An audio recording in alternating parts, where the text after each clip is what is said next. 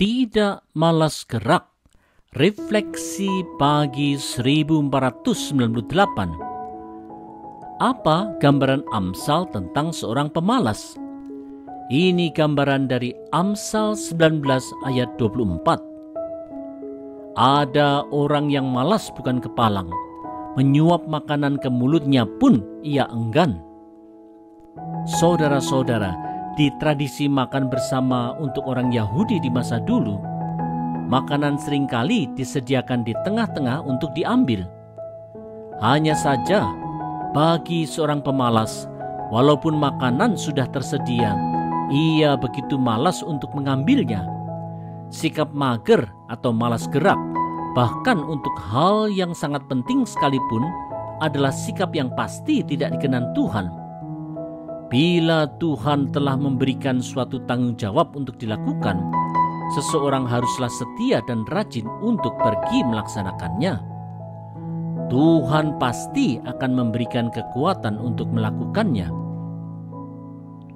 Saudara-saudara, perumpamaan tentang talenta di Matius 25 memberikan gambaran bagaimana hamba yang diberi 1 talenta itu malas untuk menjalankan uang itu, sehingga ia memilih untuk menguburkannya. Oleh tuannya, ia dikatakan sebagai hamba yang jahat dan malas.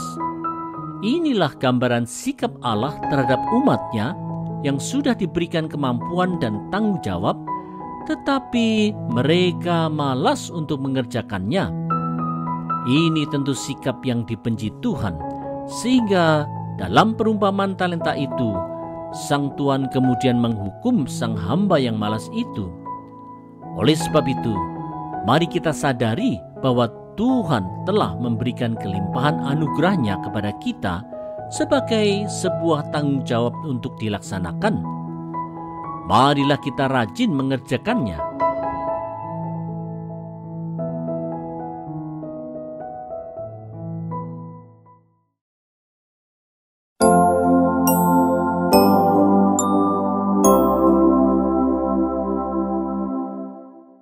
Belajar menerima teguran.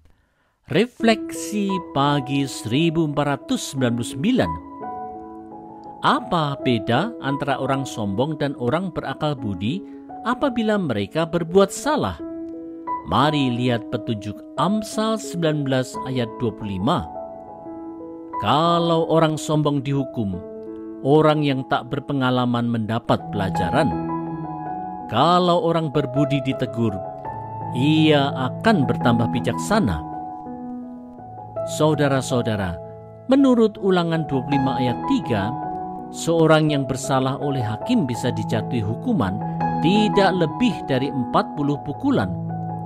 Hukuman ini adalah sebuah didikan supaya kesalahan tersebut tidak terulang kembali.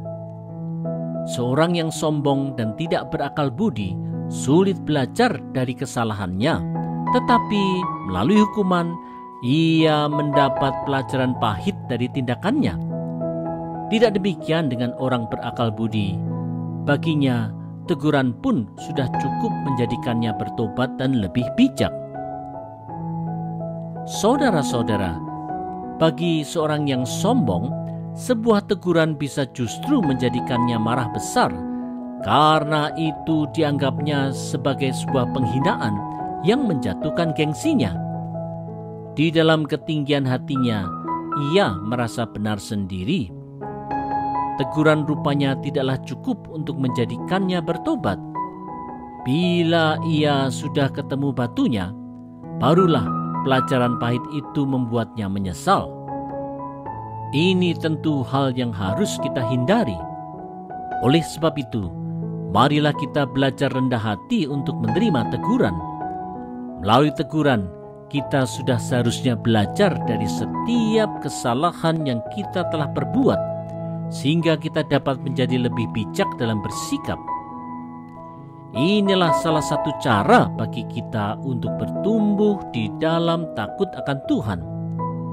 Mari kita belajar menerima teguran dan lebih dewasa bersikap.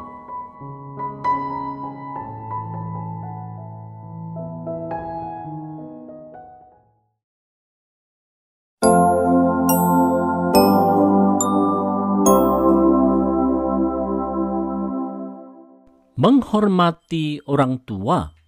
Refleksi pagi 1500. Sikap seperti apa dari seorang anak yang dipandang jahat di mata Tuhan? Marilah kita mendengarkan petunjuk dari Amsal 19 ayat 26. Anak yang menganiaya ayahnya atau mengusir ibunya memburukkan dan memalukan diri. Saudara-saudara, di 2 Samuel 15, Absalom, anak Raja Daud, melakukan tindakan yang memalukan dan tercela dengan melawan ayahnya, sehingga ayah beserta keluarga ayahnya harus melarikan diri dari Yerusalem. Karena ambisinya untuk berkuasa, Absalom tidak segan-segan untuk bertindak jahat terhadap orang tuanya yang tidak hanya mempermalukan dirinya sendiri, tetapi juga jahat di mata Tuhan. Berlaku buruk terhadap orang tua memang telah melanggar perintah Tuhan di Keluaran 20 ayat 12 untuk anak menghormati orang tuanya. Saudara-saudara, orang tua adalah mereka yang telah diizinkan Tuhan untuk menghadirkan seseorang di muka bumi ini. Tentu saja sudah semestinya lah orang tua mengasihi anaknya dan anak menghormati orang tuanya. Hanya saja, karena pengaruh dosa, relasi orang tua dan anak bisa saja rusak dan menjadi tidak harmonis lagi. Bila seorang anak telah berkomitmen untuk hidup di dalam takut akan Tuhan, maka menghormati orang tua adalah sebuah kewajiban yang menyenangkan hati Tuhan, terlepas apakah orang tua itu mengasihi sang anak ataupun tidak.